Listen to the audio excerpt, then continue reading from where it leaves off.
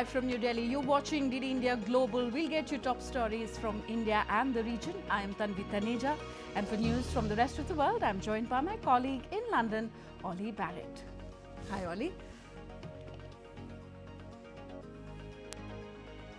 Hello Tanvi, it's 12:30 p.m. here in London, 1:30 p.m. across Central Europe.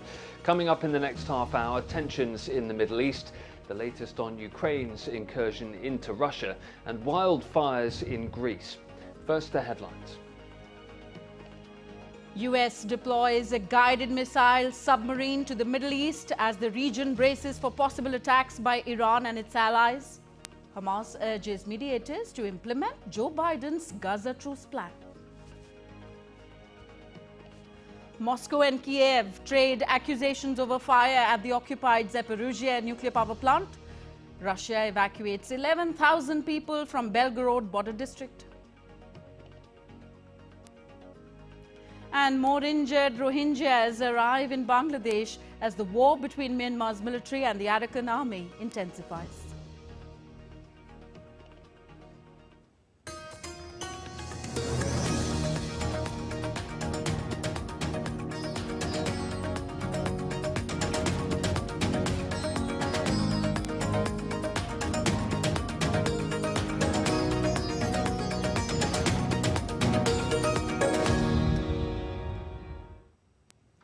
So Qatar, Egypt and the United States are trying again to help Israel and Hamas agree on a peace deal.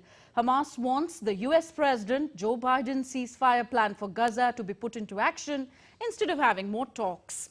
However, Hamas is unsure if it will attend a meeting on Thursday in Cairo or Doha because of the recent killing of its top leader Ismail Haniyeh. Meanwhile, Israel has agreed to send representatives to the meeting. Israel expanded evacuation orders in Khan Yunis in the southern Gaza Strip overnight. The Israeli military said it was attacking operatives from the Hamas group, which administered Gaza before the conflict, who were using those areas to stage attacks and fire rockets. The Israeli military said it had struck a Hamas command post and killed 19 operatives. To counter the potential threats from Iran and its allies, the United States has ordered a guided missile submarine to West Asia, and the USS Abraham Lincoln aircraft carrier strike group to sail more quickly to the area.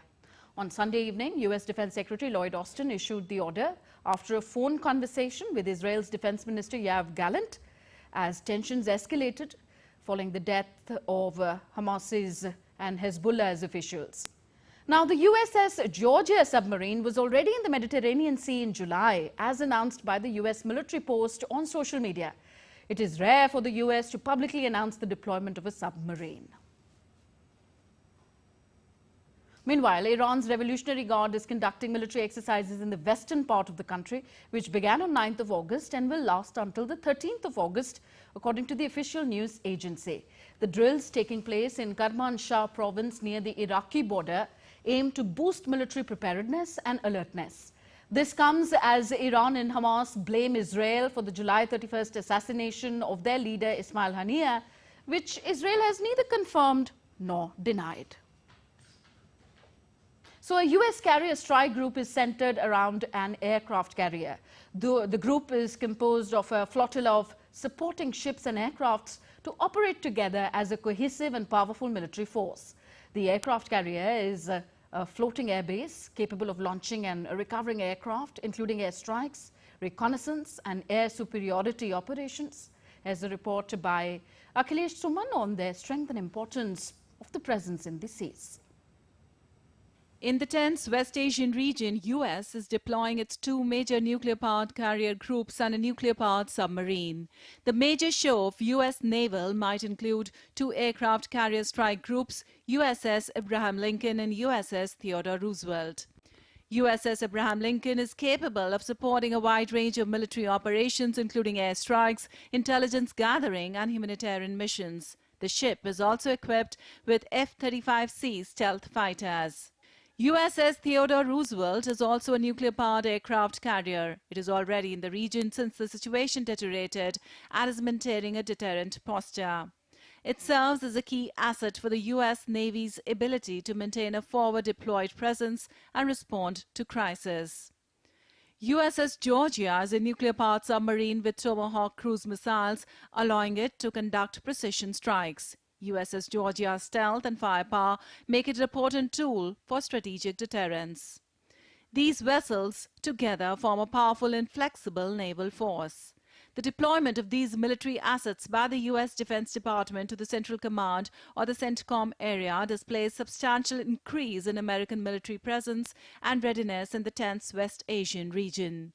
The deployment solves a dual purpose for the U.S. It is a warning to Iran and its allies in the region and also reassures Israel that U.S. is firming up its ironclad guarantee to Israel defense with actual large-scale deployment. Akhilesh Suman's report for DD India.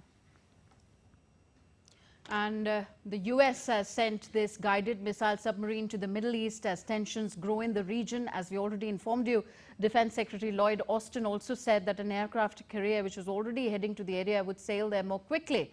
The move comes in response to fears of a wider regional conflict after the assassination of Ismail Haniyeh and Hezbollah leaders. DD India Sarah Coates has sent us this report from Tel Aviv. Certainly a lot of concern that this promised retaliation from Iran, from Hezbollah, could come as early as Monday. While there's been no change to the directive on the ground for Israelis, the chief of Israel's Air Force has announced that service members are now barred from travelling abroad following a situational assessment. Now, we also need to add, of course, that the United States is accelerating the deployment of other hardware to the Middle East. The Pentagon announcing this after a phone conversation between Israel's Defense Minister Yoav Gallant and the US Secretary of Defense Lloyd Austin overnight. We can expect the USS Abraham Lincoln to arrive in the Middle East very soon. Well, he made a rare move, Lloyd Austin, of actually announcing that a guided missile submarine, this is the Georgia, is already in the region and is preparing.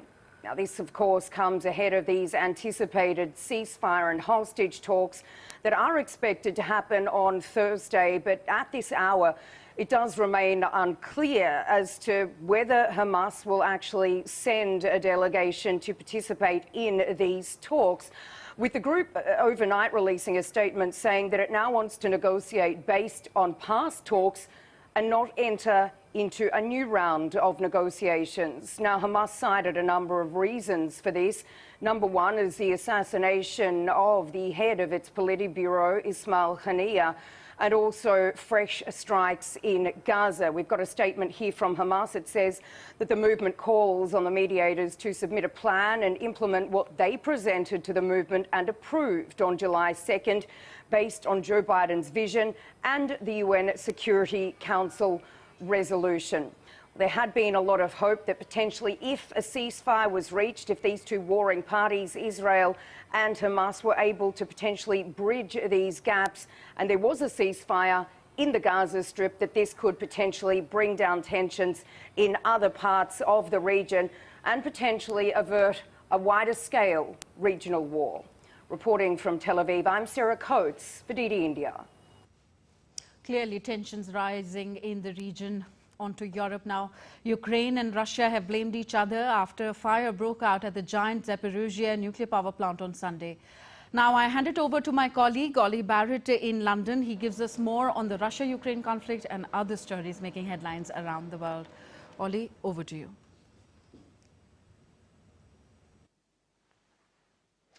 Thank you very much indeed, Tanvi. And as you've been saying, clashes continue between Russia and Ukraine, with Moscow and Kiev accusing each other of starting a fire on the grounds of Europe's largest and Russia-occupied Zaporizhzhia nuclear power plant on Sunday. Confirming a fire at the plant, the UN's International Atomic Energy Agency nuclear watchdog says its experts have seen strong, dark smoke coming from the northern area of the plant in southern Ukraine following multiple explosions. The Russian Foreign Ministry's described the fire as a nuclear intimidation against Europe and is blaming Ukraine. Ukraine's President Volodymyr Zelensky accused Russia of setting fire to it, adding that radiation levels at the plant remain normal.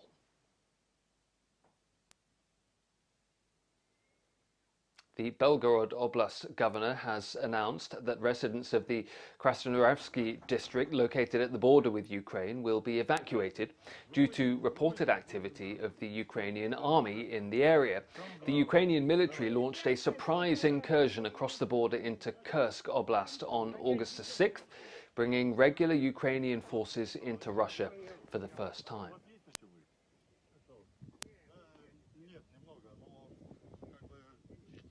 Meanwhile, Russia's air defences destroyed 11 drones that Ukraine launched overnight, targeting the border Kursk region. Russian air defence units also destroyed 5 other Ukrainian-launched drones over the Belgorod region, which also borders Ukraine, and 2 as well over the Voronezh region. Russia on Monday evacuated parts of and around the Belgorod region next to Ukraine. The news agency TASS says Russia has evacuated 11,000 people from the Belgorod border district.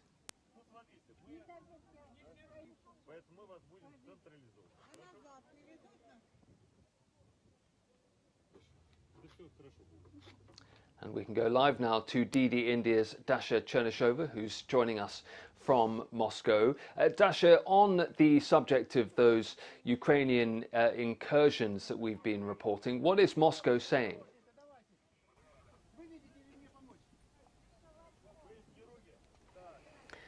Well, we understand that the evacuations are ongoing in several regions of Russia, in Kursk and in Belgorod. Local authorities have decided that the evacuation of the civilian population is needed. We've heard on Monday the authorities in the Belgorod region saying that they are going to evacuate Krasny Yaruga district. This is directly adjacent to the Russian-Ukrainian border. In the Kursk region, also another Belovsky district has been evacuated. 11,000 people have so far been taken from this area, and they are being transported to the areas deeper inside the country. The Russian Ministry of Defense says it continues to fight against the Ukrainian incursion, and they continue to send more reinforcements to this area where the fighting is taking place. So certainly it is a very rapidly developing situation, rather fluid, and the understanding is that Russian Ministry of Defense is trying to prevent any further advance of the Ukrainian military deeper into the Russian territory. However, there are a lot of worries among the civilians who live in those areas because they are forced to leave their houses, they are forced to leave their livelihoods, the cattle, the animals that they have at their houses. So certainly a very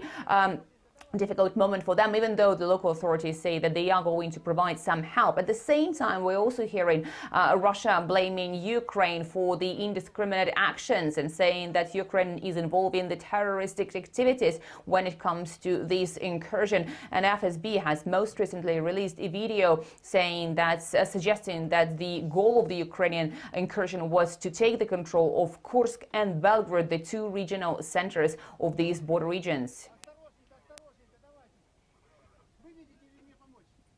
Dasha, thank you.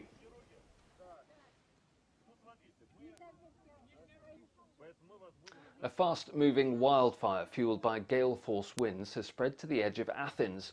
It's burned trees, houses and cars and is forcing evacuations of several hospitals and a dozen towns and villages in Greece. More than 500 firefighters, 152 vehicles, 29 water-bombing aircraft and a large number of volunteers have been working to extinguish the blaze, which broke out on Sunday near the town of Varnavas, north of Athens. Strong winds have been changing the direction of the fire, and the extent of the area engulfed by flames has been estimated at around 30 kilometres. Firefighting aircraft resumed operations early on Monday after pausing overnight. Police say they have helped to evacuate at least 250 people.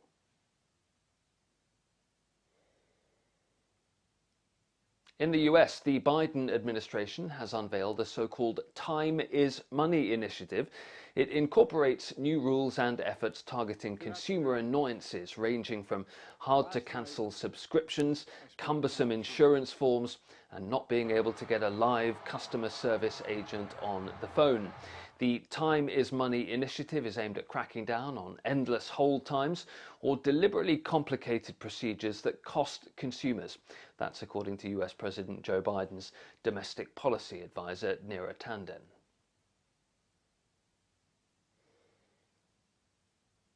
European shares were higher in the week's early trading after turbulence last week.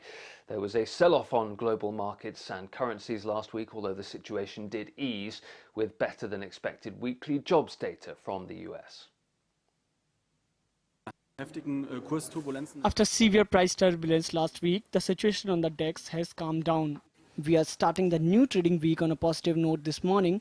Recently, US recession fears have receded somewhat. We saw the US initial jobless claims came in lower than expected. In this respect, the lower market in the US appears to be more robust than the recently assumed. In this respect, the US recession fears are somewhat off the table and we are starting the new week on a positive note. CopenPay, an environmentally friendly scheme in Denmark's capital Copenhagen, has come to an end on Sunday. The pilot scheme encouraged tourists for performing tasks like using public transport, cycling, walking and collecting litter by rewarding them. Free bicycle tours have been provided by bike tour company Cycling Copenhagen to visitors who arrived with their own bikes. The scheme began on July the 15th and involved 24 attractions and businesses around the city.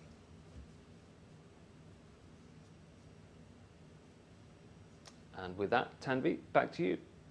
Thank you, Ollie. What a wonderful initiative there, CopenPay from Denmark. Still to come on DD India Global. Japan's northeastern Iwate prefecture sees record-breaking rainfall as Typhoon Maria makes landfall. And world youth unemployment rate, the lowest for 15 years, says a UN report. It is likely to continue to fall.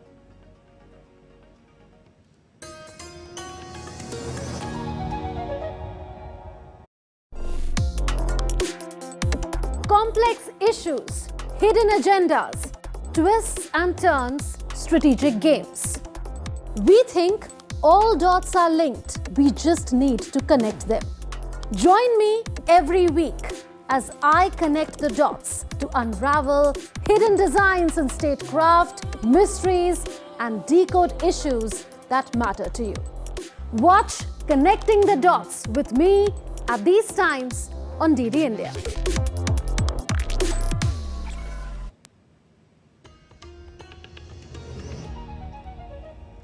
Welcome back. You're watching DD India Global. I'm Tanvi Taneja. On to Asia again. Rohingya refugees are pouring into Bangladesh with injuries from the intensifying conflict in Myanmar's Rakhine state, where the military is clashing with the ethnic militia, the Arakan Army, according to the international medical group Doctors Without Borders. The group treated 39 people in Bangladesh for conflict injuries, including mortar and gunshot wounds. Most were women and children, making up over 40% of the total. So after a week of work abstention, police officials in Bangladesh have returned to work on Monday. Attacks were seen on many police stations across Bangladesh after former Prime Minister Sheikh Hasina fled the country. Citing safety concerns, police forces were on a strike, due to which students had to manage traffic on the roads. Now, after meeting the Home Advisor of the new interim government, the decision was taken to change the uniform and the logo of the force. It was decided that any attack on police officers would no longer be tolerated and complaints against any police official must be reported to higher authorities. In some good news, the global youth unemployment rate has hit a 15-year low and is expected to continue falling until 2025. This is according to a new report from the International Labour Organization, ILO. At 64.9 million, the total number of unemployed young people worldwide in 2023 was at 13%, a fall from the pre-pandemic rate of 13.8% in 2019. The ILO predicts a further decline in youth unemployment rates to 12.8% in both 2024 and 25. The strong economic recovery from the COVID-19 pandemic has boosted demand for young workers, driving the improvement in the youth employment market. And on to Japan now. Heavy rains have been brought by tropical storm Maria. This has triggered top-level emergency warnings in some regions of northern Japan. Officials say it's just the third such storm to hit that part of the country's Pacific coast since records began. DD India's East Asia correspondent William Denslow reports. For a period of several hours on Monday, parts of the city of Kuji in Japan were under a level 5 emergency alert. That is the highest level of alert in the country, as some 8,000 or so residents were facing what was described under this advisory as life-threatening conditions as Tropical Storm Maria hit parts of northern Japan, bringing with it a huge deluge. It's estimated, according to the Japanese Meteorological Agency, that over 350 millimeters of rain, that's roughly 14 inches, fell in just a 24-hour period. There are concerns, according to officials, that such levels of rain could bring with it the possibility of landslides as well as rivers breaking their banks. This came during an incredibly busy travel weekend in Japan. This is what is seen by many as the second largest holiday weekend of the year, behind New Year, as people travel to their family homes across the country to pay their respects to relatives that have passed away. However, officials are warning people to remain vigilant, keep watching for travel advisories because of Tropical Storm Maria. Now, while people are watching what's happening when it comes to meteorological updates, there are seismic updates that people have been asked to be on alert for as well. This after earlier this month a 7.1 magnitude earthquake hit off Japan, and many officials are warning of the possibility of a so-called mega quake that could be on the horizon. William Denslow in Hong Kong reporting for DD India. The Philippines urged China on Monday to heed calls to de-escalate tensions in the South China Sea after what it described as very dangerous actions by its force in airspace over the South China Sea shore. The incident happened after the two nations agreed to better manage maritime disputes. Manila's military said that the two Chinese aircraft executed a dangerous maneuver and dropped flares in the path of Manila's Air Force aircraft conducting a routine patrol over the contested Scarborough Shoal on Thursday. The Philippines National Security Council also called on China to cease all forms of provocative and hazardous acts. Moving on, the world is observing Elephant Day today. Established in 2012, the day is an annual international event dedicated to the preservation and protection of the elephant's population globally. Posting photographs of the majestic animal, India's Prime Minister Narendra Modi extended greetings on the World Elephant Day through social media platform X. He wrote there, and I quote him, "World Elephant Day is an occasion to appreciate the wide range of community efforts to protect elephants. At the same time, we reaffirm our commitment to doing everything possible to ensure elephants get a conducive habitat where they can thrive." For us in India, the elephant is linked to our culture and history as well, and it's gladdening that over the last few years, their numbers have been on the rise. Unquote. And next we take a look at other stories making news around the world. Paul Kagame was sworn in as the president of Rwanda for a fourth term. He was administered the oath of office by Chief Justice Faustin Zaliayo in an inauguration ceremony in Kigali. He'd been previously elected as the president in 2003, 2010 and 2017. Heavy rains in Libya caused flooding in the Kufra hospital, prompting evacuation. The Libya Red Crescent Kufra branch started moving the patients out of the hospital. That included 3 children, 8 intensive care patients among the evacuees.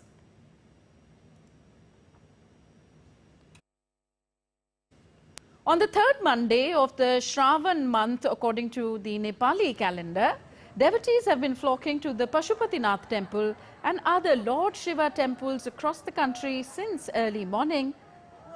And according to the Pashupati Area Development Trust, all arrangements have been made to accommodate the devotees at the temple during the auspicious Shravan month. Shravan meaning the Savan month also in the Hindu calendar.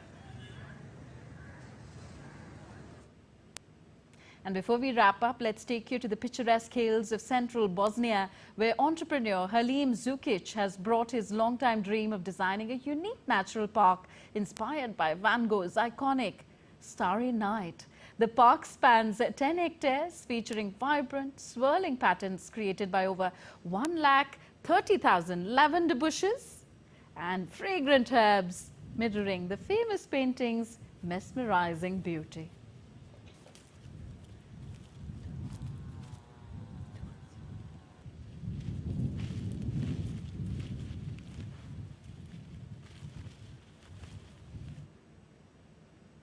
Well, art often takes inspiration from nature, but here nature is taking inspiration from art and renowned artists. That's all for this edition of DD India Global. Do let us know your thoughts on the news of the day. You can connect with us on our different social media handles. And for those on the go, you can catch all the latest news and updates on our DD India mobile app. The app is available on both Android and iOS platforms. You can scan the QR code on the screen to download now. So we'll be back with more news as it breaks here on DD India. I'm Tanvi Taneja from my entire team here in New Delhi and elsewhere in the world. Thank you for watching. Namaskar.